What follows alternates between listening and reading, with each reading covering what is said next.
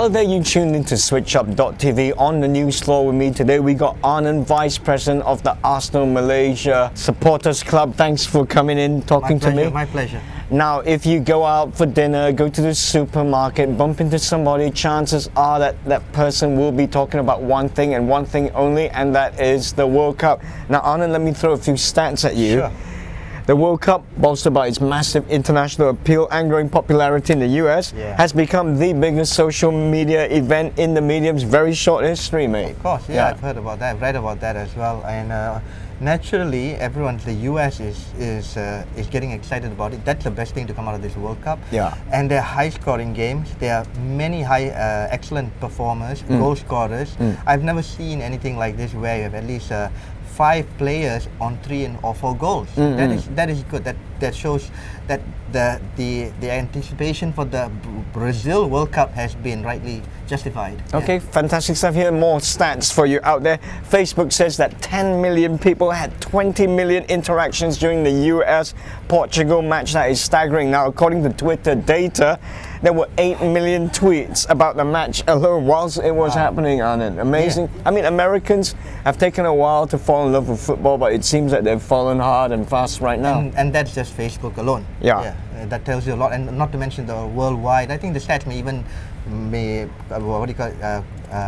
multiply if you consider the worldwide English speaking as well as other languages. Yeah. Okay, well, one more stat for you there. The Cup's opening match between host country Brazil and Croatia spurred 12.2 million tweets alone. I mean, is that staggering or what? It is, yeah. Now, right. Talking about going viral and the World Cup, one man went instantly viral. That man is Suarez, possibly the hungriest footballer on the planet at the moment.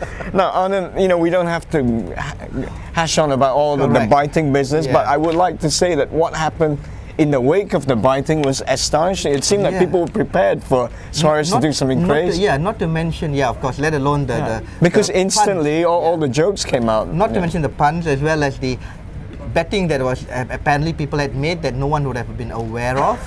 The fact that it came out instantly and some great caricatures or memes or whatever you call it that came out of it. The bite line technology, the no pun intended there. Jaws, and then the face cone head Suarez.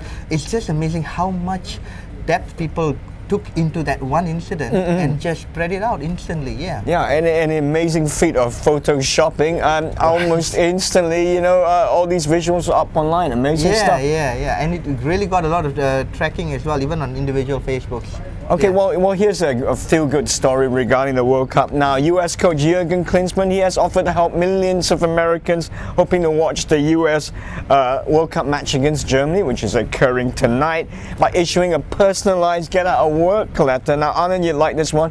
Klinsmann has tweeted the get-out-work letter for use by football fans who are angling for a couple of hours off work to catch the crucial Group G game. Now, what do you think of this sort of behavior, and should it be encouraged? Well, it's worked for me, so it doesn't matter for me. But on the other hand, a lot of people should get the benefit of being able to get off early, especially in that part of the world when that matches are being played at 4 p.m. Hey, give them a break. Fantastic. Well, it comes around once every 4 years only. Well, on a more serious note than Klinsmann's note, which actually could be printed out and filled in individually, it actually shows that the Americans are really taking this seriously, right? I mean, going back to the start of the show now, when the Americans have always been on the sideline, and the fact that they perform well, they beat Ghana, and they respectably almost beat Portugal.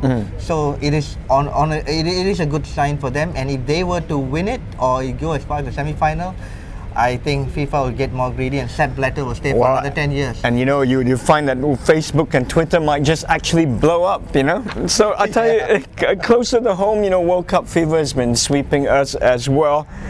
A lot of entertainment outlets like your pubs, your sports bars, where they have been running all kinds of World Cup promotions. Now, Anand, you're a crazy football fan. Have you been out to watch the games locally, and what's the atmosphere been like? It is crazy, honestly. If it's an event, it's even crazier, and people are going all out to make the intermissions fun as well, which is great. Otherwise, in ordinary cafes and bistros, it is just fun to just watch with a bunch of people. at 3 o'clock, 4 o'clock in the morning. It's amazing. Outlets are opening for 24 hours, which are not usually open. Okay, fantastic. Well, just quickly before we wrap, a funny thing here is that the local jerseys, the World Cup replica jerseys, sales have gone through the roof as locally. So what do you think about that? I mean, have you got yourself a jersey, mate? And what would that be? Not yet. I plan to get one from Puma in next month, from after the World Cup is over, whoever performs well.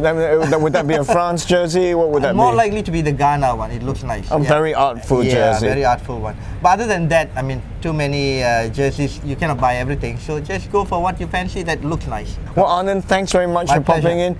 Pleasure to talk to you about football as always. And England for the next one. Yeah. Get some well-deserved sleep, my friend. I'm going to catch some Z's now. Until next time, you've been watching Trending Now.